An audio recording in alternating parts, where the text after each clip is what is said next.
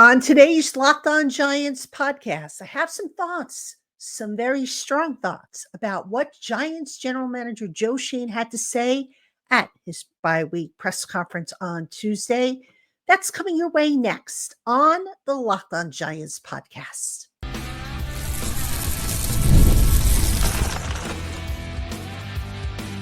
You are Locked On Giants, your daily New York Giants podcast. Part of the Locked On Podcast Network, your team every day. Hello, New York Giant fans, and welcome to another edition of the Locked On Giants podcast, part of the Locked On Podcast family, your team every day. I'm your host, Patricia China, credential member of the New York Giants media for Locked On, as well as for New York Giants on SI, which is where you can find my written work. And as always, welcome on in to my Blue Crew community members, to my everydayers, to my newcomers, and everybody in between. Thank you so much for spending part of your day with us here on the Locked On Giants podcast. And today's Locked On Giants podcast is brought to you by FanDuel. Place your first $5 bet and you'll get started with $150 in bonus bets guaranteed. Visit FanDuel.com to get started. All right, on today's Locked On Giants podcast, General Manager Joe Schoen held his annual bye-week presser, and very interesting. You know, on the surface, didn't really say a whole lot, but there were some things he did say that I have some very strong reactions to. Also going to try and make some sense out of what wasn't said in the presser. So amongst the categories we're going to talk about, the quarterback blame game, which we have to start there. Then we're going to talk about a belief that Shane has about how close this team really is to turning the corner. I'm going to have some really strong thoughts there. And then finally, we're going to talk a little bit about why he's feeling good about the direction the franchise is headed. So buckle up, folks, because if you thought my Monday show was full of emotion and whatnot, I'm going to try and be good, but there were some things that were said that I'm just sitting here and I'm going, I'm not so sure about that. So anyway, let's get into it. All right. Disclaimer, folks. I like Joe Schoen. Always have. I have a lot of respect for him. He's a good man. I do think he tries to be as helpful and as honest as he can be, given the circumstances. Now, in his role, obviously, he can't say certain things. He can't get up there and say that Daniel Jones is the problem with the offense. He can't get up there and say that some of the coaching decisions have just been absolute garbage. All right. He can't say that. But oftentimes it's what he doesn't say that gives you a hint as to what he's really thinking. So let's start with the quarterback blame game. All right. Now, he is correct when he says that you look at the losses that this team has had and you can't put them all on Daniel Jones. It's not a one-man sport. This is a team sport. There are things that go wrong. You can make the argument that in the game against Carolina, if you really wanted to, you could say, well, Tyrone Tracy's fumble is what lost him the game. You could, but that was just one play of many that kind of put them into that position. All right. But here's the problem with Joe's argument by saying that it's not one guy.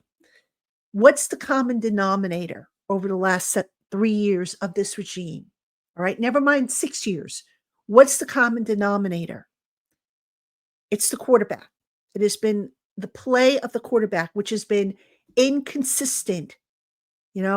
Take away 2022. And, 2022, they went 9-7-1. Mike Kafka called the plays. It was a new offense. Everything kind of just fell into place. They had Saquon Barkley. Maybe that was just a case of the exception rather than the rule. But since then, Daniel Jones has just been too inconsistent. It's like every week, you don't know what you're going to get from him. Some days he looks great. Some plays he doesn't. Some plays he looks totally lost. I mean, again, you go back to last week's game against the Panthers, the first half of that game, he looked totally lost.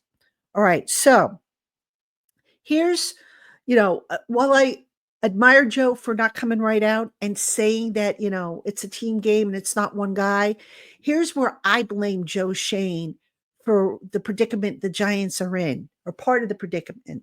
at any rate. The biggest mistake that I think this team made, or one of, is that they never held a true competition for the quarterback job. All right. Now, this is what kind of confused me. I'm going to be honest with you. All right. So after the season last year ended, Joe Schoen sat at the podium with Brian Dable and said that once Daniel Jones was healthy, he was going to be the starter. Then we get to Hard Knocks and we see how the Giants were looking to trade up to get a young quarterback. Then we hear about Russell Wilson, coming in. And there was no way anybody who thought Russell Wilson was coming in just for a cup of coffee or to talk about being a backup to Daniel Jones, that just wasn't going to happen.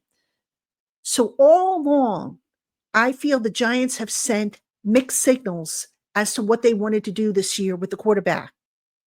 Now, maybe that was Joe Schoen's way of saying, well, we're not really sold on Daniel Jones, even though we gave him the contract. And I've said before that that contract, the circumstances leading up to that, not totally what it seems. All right. But the point being here is what Joe Schoen didn't say is that I think the direction this team is headed in, and that is that they're basically done with Daniel Jones. They gave him every opportunity. They pivoted after they weren't able to trade up. All right. They got him a better offensive line. They got him, a number one receiver. Brian Dable's calling the plays. And, Brian Dable's play calling, by the way, I know you can take it or leave it. I know there have been times that I've just questioned it, but there's times on a lot of them that Daniel Jones just doesn't come through and make the plays that he needs to. And that, ladies and gentlemen, is a problem. Now, I also got the impression here, listening to Joe, that he feels that maybe they're a quarterback away.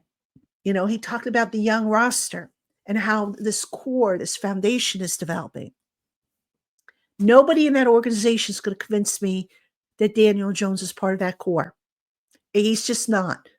Look, they tried to make it work with him. It's not working. It's time to move off him. It's that simple. And, again, all along, there should have been competition for the job. Why they handed it to him, was it because they felt bad? What happened last year with the torn ACL? Oh, boo-hoo. I'm sorry to say injuries happen. And, guys, the best man should play. And I just don't feel like the Giants did themselves justice. And it's interesting because when Shane was asked about did he have any regrets of or how he handled the quarterback situation during the offseason, he stammered a little bit and looked very uncomfortable with the question.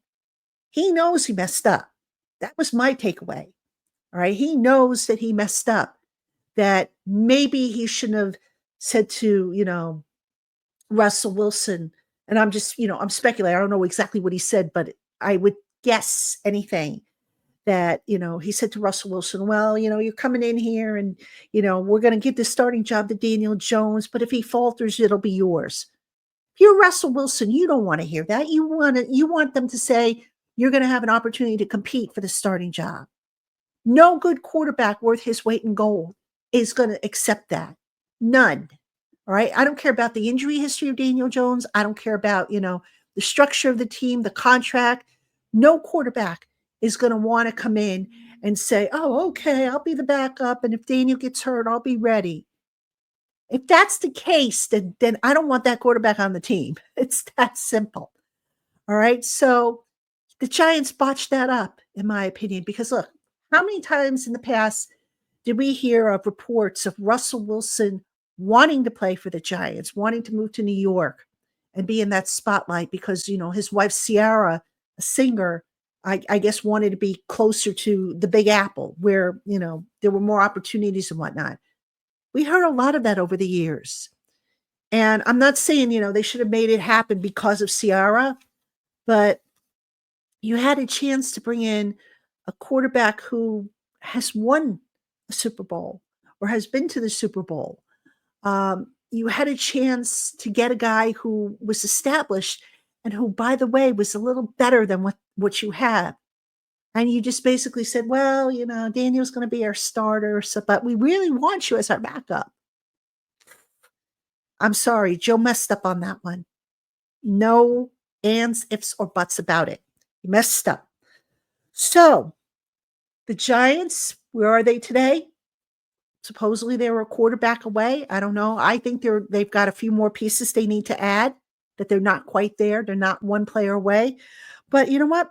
We'll talk about the quarterback and feeling good a little bit more later on in the show. But coming up, I want to talk about another point that Joe Schoen really harped on, and that is why he feels the Giants are close, maybe closer than what those of us on the outside who have witnessed this might feel. So that's coming up right after this. Hey, Giant fans, get ready to tackle the NFL action with FanDuel, America's #1 sportsbook. Because right now, new customers can bet $5 and get $150 in bonus bets if they win. So when you get a hunch in the middle of the game, you can check out the latest stats, view live play-by-play, and so much more, all on the very same page where you place your bets. Visit FanDuel.com to get started with $150 in bonus bets if you win your first $5 bet. That's FanDuel.com. Never waste a hunch and make every moment more with FanDuel, an official sportsbook partner of the NFL. Hey, Giant fans, PrizePicks is the best place to get real money sports action. With over 10 million members and billions of dollars in awarded winnings, PrizePicks has made daily fantasy sports accessible to all. You just pick more or less and on at least two players for a shot to win up to 100 times your cash. Run your game all season long on PrizePicks. It's easy to win real money this football season on PrizePicks. Which players are going off, which ones aren't. Make your picks in less than 60 seconds and turn your sports opinions into real money.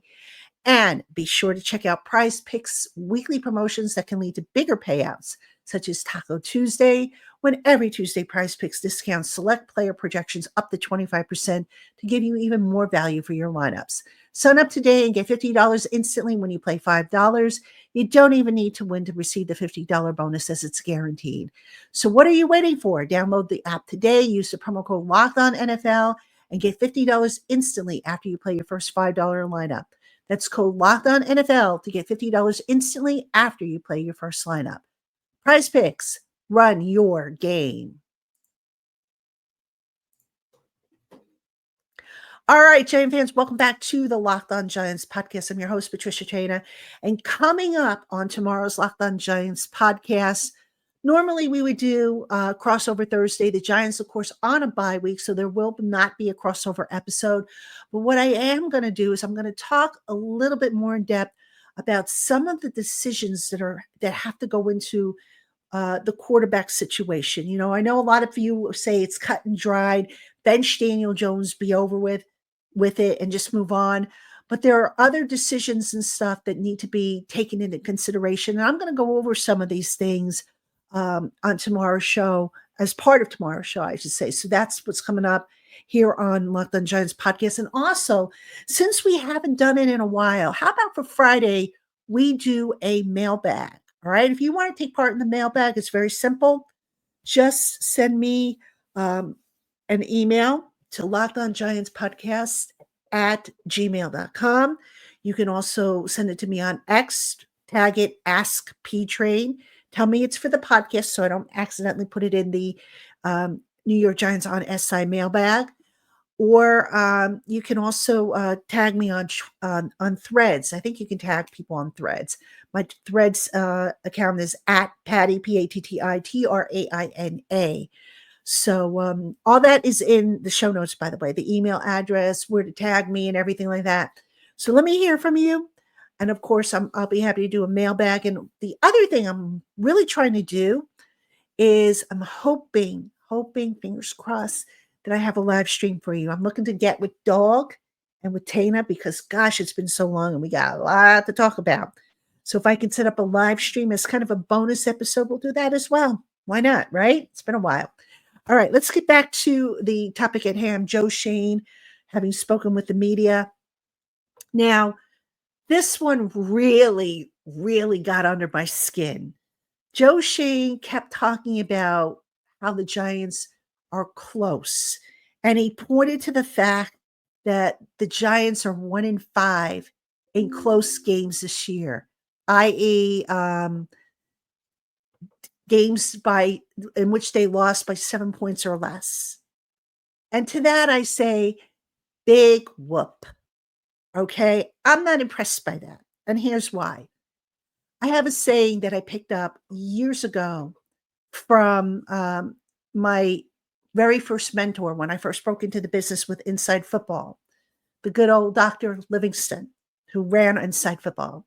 And he always used to tell me when I would say to him, oh, the Giants only lost by 1 point, so they were close. He always used to say to me, Patricia, a win is a win and a loss is a loss. And he's right. At the end of the day, do you think the standings reflect if you lost a game by 1 point or if you lost a game by 31 points? They don't. The great Bill Parcells wrote a book years ago, No Medals for Trying. And it's very applicable, I think, in this instance. All right. Now, here's the other thing I want to point out. This year, there are 83 games that have been decided by 7 or fewer points, 73 by 6 or fewer, which is the most in league history through 10 games. Now, I go back to the Dave Gettleman era, and I looked this up. Dave Gettleman's teams, when he was with the Giants, they lost 46 games. 22 of those games were 7 or fewer points. Okay, the difference was 7 or less points. I'm not impressed by the fact that the Giants came this close to winning because there is such a small margin of error in this league. All right, and I get it, a play here, a play there. But the problem with the Giants is simple, ladies and gentlemen. They are not good enough right now to overcome mistakes. All right, they give up a big 30-yard run or a long pass, or they miss a tackle, or a receiver drops a ball, or a running back fumbles the ball. How many times have they proven themselves to be good enough to overcome those mistakes? The answer is 0. Right? Yes, it's a young team. I get it. I think the Giants at the start of the season, I want to say, were the second youngest team behind the Green Bay Packers. But you know what? The Packers play disciplined football. The Packers don't make stupid mistakes that cost them games. What about the Giants? Can we say the same thing? I don't think so. Do you? I mean, if you disagree, tell me. I'd like to hear it. But I don't think they do. So to sit there and say that the team is close, I don't know how you could sit there and say that. I mean, I guess if that's what helps you sleep at night, great. And again, I like Joe. I respect Joe. I don't agree with him on this. He kept saying, look, we're 2-8. Nobody's happy. Okay, nobody should be happy. He kept talking about, we're evaluating things. And I think we all know what some of the problems are beyond the quarterback, that is. Okay. And I get it. You're not going to get up there and you're not going to throw people under the bus. You're not going to sit there and say, well, I don't agree with the play calling sometimes, or I don't agree with, the defensive scheme or this. And he's certainly not going to get up there and say, well, I kind of screwed up. I shouldn't have traded, away Leonard Williams and not replaced him, or had a backup plan for, losing Ashawn Robinson in the run game, or, I misjudged the fact that I should have drafted an offensive lineman and a defensive lineman, or whatever the case may be. The point is to sit there and say, well, we're getting close because we only lost, we're 1-5 in close games, and we're not getting blown out. A win is a win and a loss is a loss. It's that simple. And I'm sorry, I'm not a paying customer of the Giants. I cover the team as part of a job. Okay. I get a pass to go in. I sit there, I write, I take notes, I interview people, I come on podcasts, I share, the information I get. I write about it for New York Giants on SI. So I don't have a financial investment in the team, although I guess you could say my time is my financial investment. But if I were a paying customer, and disclaimer, years ago, my late father was a paying customer. He was a longtime season ticket holder. I would be furious if somebody got up there and said, well, we're so close because we're not getting blown out. I don't want to hear it. You're still losing. You're still losing. And, whether it's because the roster's not what it needs to be, whether it's because the roster is young, whether it's because you made mistakes and you misjudged the roster, whatever the case may be, don't give us excuses. Just say, look, we're not where we need to be. We're working towards it. We feel good about the core pieces we've put together. We think we're going to be able to turn it around. I've been told by ownership, or ownership has implied to me that I'm going to be back. I'm going to keep working on it. Don't make excuses. I'm sorry. Just that offends me. And if it offends me, I wonder how many of you out there it would offend. All right. Speaking of which, Shane talked about feeling good, reasons why he feels good about the direction this team is going in. I mentioned some of them, but we'll talk a little bit more about that, including why 9-7-1 in 2022 was the worst thing that could have happened to this team. That's coming up right after this. Hey, Giant fans, remember our great partner, Ultimate Pro Football GM? Well, they're back and they've added an amazing new game mode I need to tell you about. The game that has you step into the shoes of a football franchise GM and lead it to glory now has a new head coach career mode. So, on top of building your dynasty by drafting players, signing free agents, and hiring coaching staffs, now you also get to call offensive plays during games as well. Additionally, you'll dig all the new tools you can work with, such as individual training camps and upgraded negotiation systems. So this fun and realistic game just got a whole lot better. And if you already have it installed, be sure to do an update so that you can try out the new mode. If you don't have it yet, download it right now. It's a must-have for all football fans. I love it, and I know you will too. Ultimate Pro Football GM is completely free, has no ads, and is 100% playable offline. Play on the go as you want and when you want. And here's a special offer just for Locked On fans. Use the promo code LOCKEDONNFL, written in all caps, inside the game store to receive a free boost to your franchise. Make sure to get it, as this perk will jumpstart your play and give you an advantage that you'll want in creating your dynasty. To download the game, just visit ultimate-gm.com. Again, that's ultimate-gm.com, or look it up on the app stores. Ultimate Pro Football GM. Start your dynasty today. All right, Giant fans, welcome back to the Locked On Giants podcast. I'm your host, Patricia Traina, and we're recapping what Joe Schoen had to say in his Tuesday bi-week press conference. I've got some reactions for you. I have mixed feelings about it. I've been talking about some of the things that have irked me, some of the things that I get.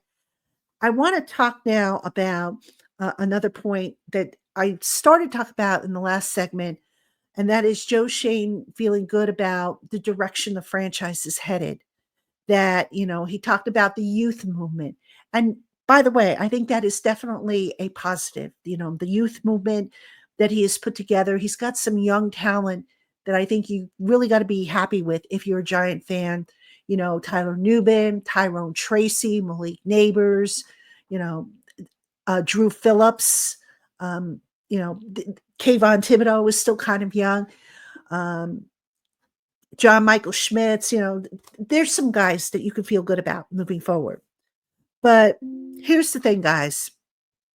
The Giants, I go back to 2022, and as happy as I think a lot of us were that they had a winning season, 9-7-1 that year.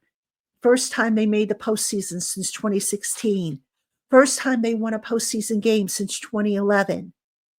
That, to me, was now, and this is in retrospect, mind you, but that was the worst thing that could have happened to the New York Giants under Joe Schoen.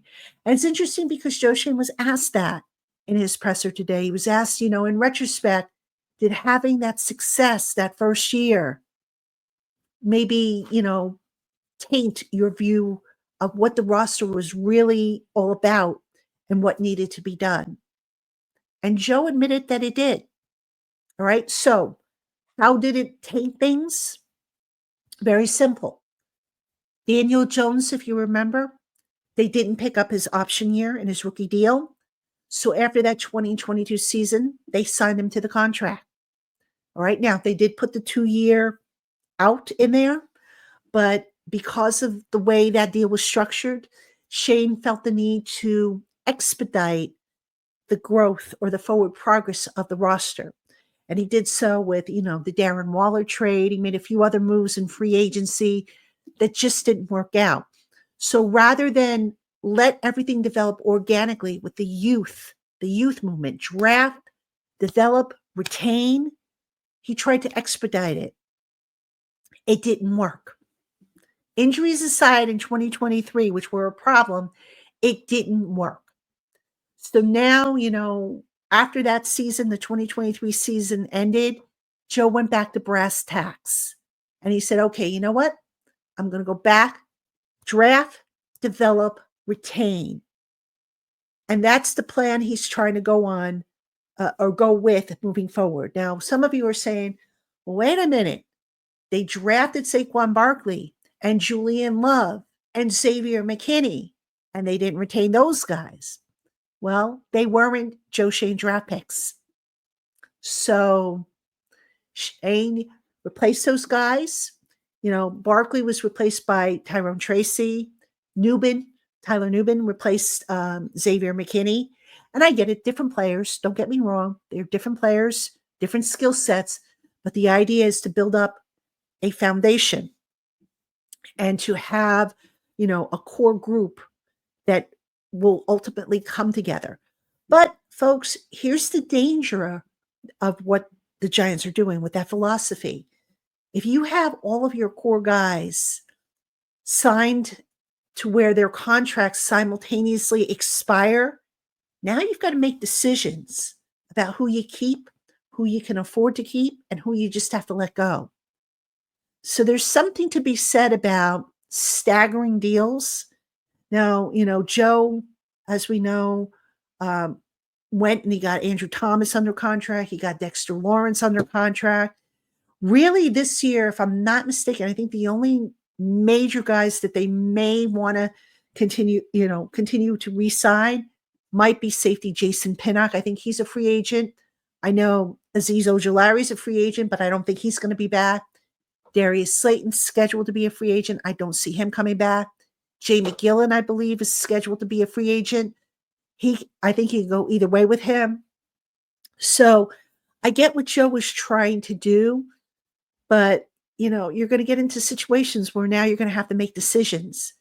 And if you're trying to build a foundation, it's kind of like, I guess this is the only example I can think of. I think it's called Jenga, where, you pull the logs out, and eventually if you pull one too many out, the foundation or the whole structure crumbles. I think that's the game, Jenga.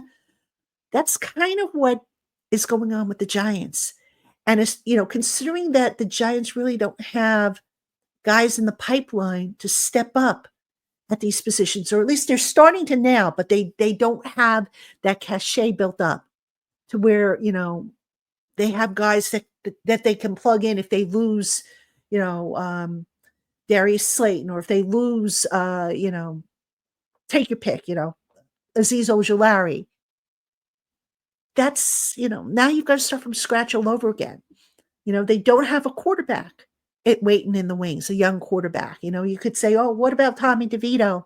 I'm not so sure Tommy DeVito's the guy. All right. Drew Lock, I don't think is the guy either. So there are critical positions. Who do they have, by the way, at cornerback 2? Cordell Flat doesn't seem to be the guy moving forward. Do they take Drew Phillips next year and plug him at the outside cornerback? Possibly. I don't know. So, when Joe Schoen says they're close, I don't necessarily agree with that. I think, I want to say they're at least another 2 years away. And I know Giant fans don't want to hear that because it's been a long decade plus since this team has done anything of substance. I get it. But I got to see it. I am not convinced that this team is that close as, Shane seems to think they are. But, he gets paid a heck of a lot more than I do. He has more of a say in anything than I ever will.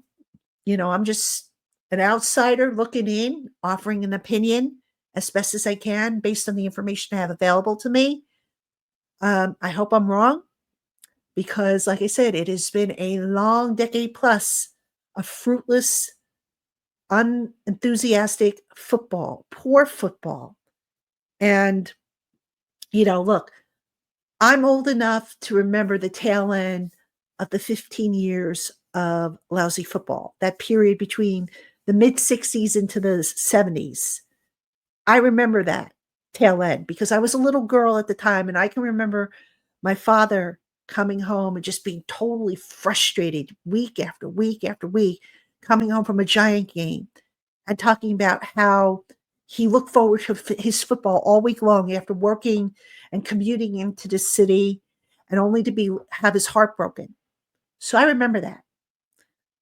I won't go so far as to say that's what it's like now because, there were other circumstances back then that made it worse. But folks, this team's got to get it turned around. And, could they conceivably get it turned around as soon as next year? If they luck out and they get the right quarterback, maybe. If they fill the two glaring holes on defense at cornerback two and interior defensive line alongside of Dexter Lawrence, I don't see why not. But a lot of questions still remaining, glaring ones, and not a whole lot of answers at this time.